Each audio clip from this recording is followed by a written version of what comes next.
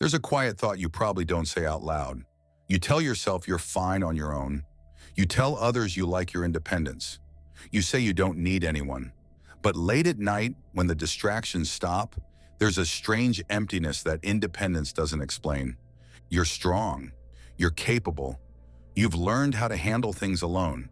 So why does it still feel lonely? Not dramatic lonely, not desperate lonely, just quiet and heavy, like something is missing but you don't know what. This is the part no one talks about. Independence is supposed to feel empowering, and at first it does. When you stop relying on people who disappoint you, when you stop expecting support that never comes, when you realize you can survive on your own, there's relief. Control feels like safety. Distance feels like peace.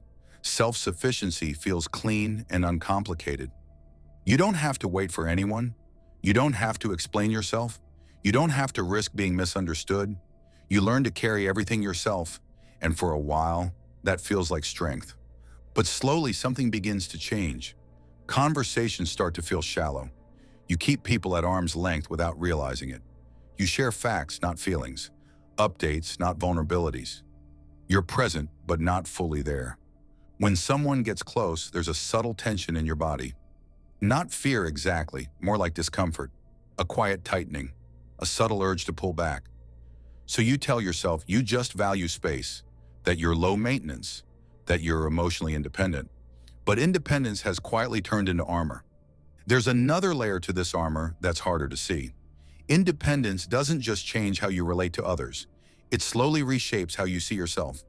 You begin to take pride in being the one who doesn't need much, the one who handles things quietly, the one who doesn't ask for help or reassurance. Over time, this identity becomes part of your self-image. You don't just act independent, you are independent. And that identity starts to feel fragile. Because if you admit you want closeness, it feels like failure. If you admit you miss someone, it feels like weakness. If you admit you want to be chosen, it feels like you're undoing all the strength you worked so hard to build. So you keep choosing self-containment, even when it hurts.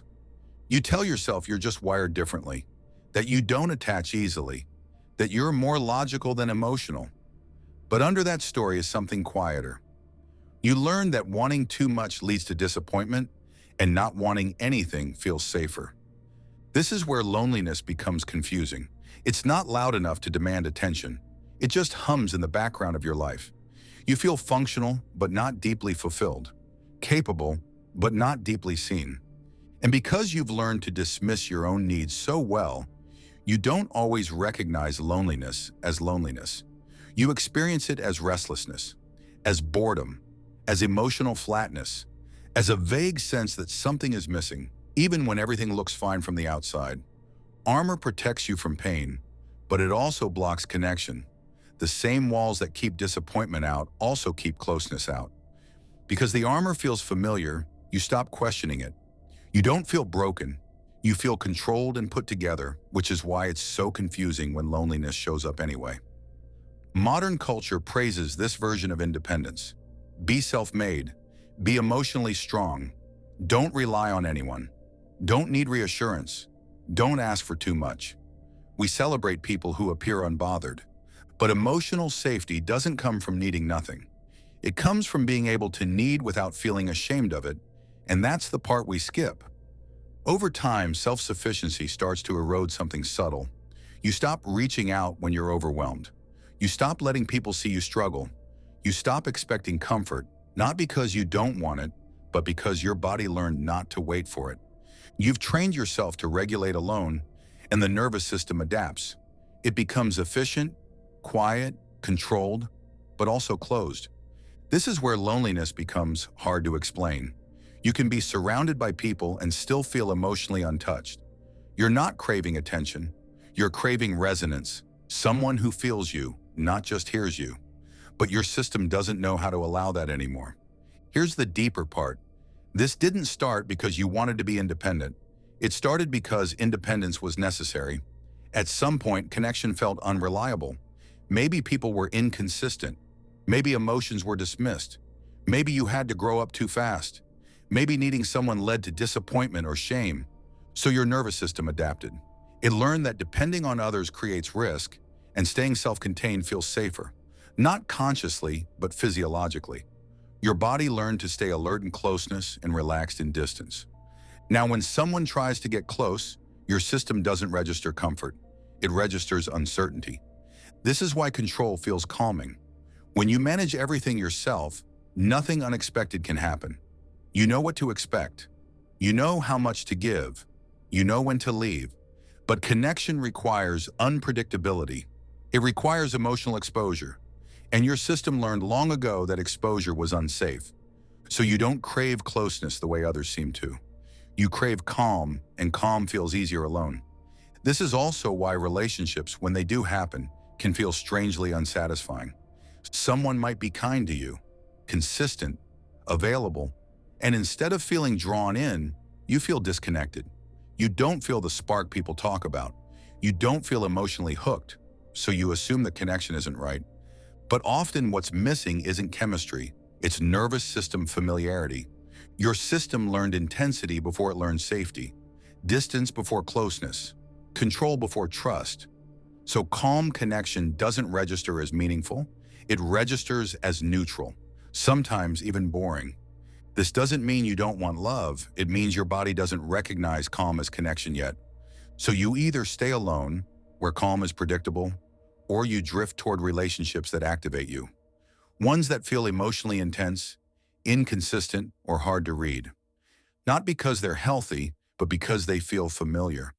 And when those connections inevitably destabilize you, it reinforces the belief that closeness is exhausting, that relationships disrupt your peace, and that you're better off relying on yourself.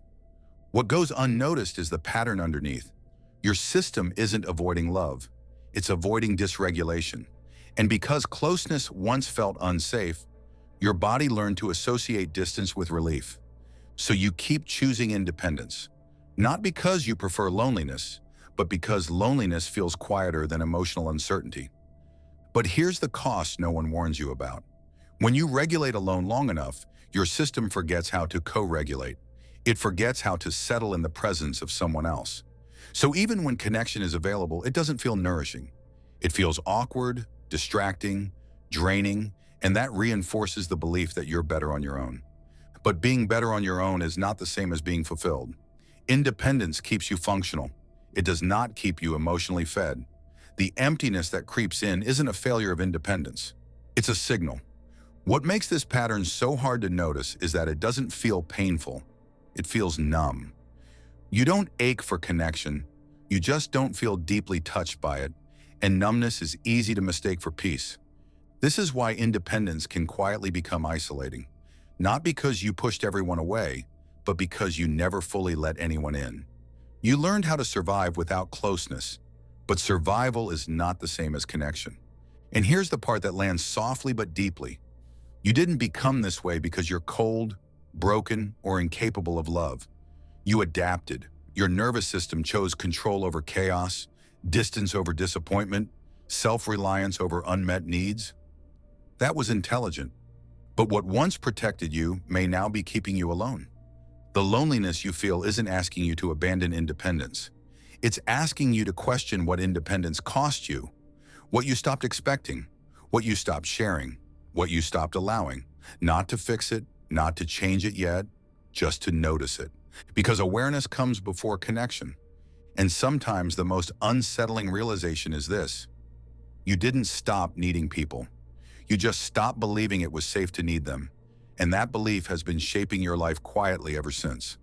Sit with that, not to judge it, just to let it be seen. If this felt familiar, you're not alone. You can leave a like or a comment or just sit with it. And if these reflections keep finding you, you can subscribe.